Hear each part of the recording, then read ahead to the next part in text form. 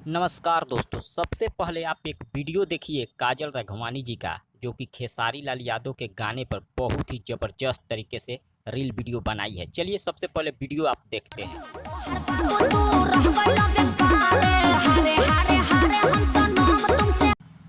दोस्तों ये जो आप वीडियो देखे काजल राघवानी जी का, ये गाना था खेसारी लाल यादव जी का, जिस गाने का बोल है रोजे रोजी चाहे। उसी गाने पर काजल राघवानी ने रील वीडियो बनाई है, जो कि आप अभी अभी देखें। और ये जो रील वीडियो है काजल राघवानी जी का, काफ़ी वायरल हो चुका है। लोग फेसबुक से लेकर इंस्टाग्राम तक बहुत ही ज़्यादा संख्या में शेयर कर रहे हैं।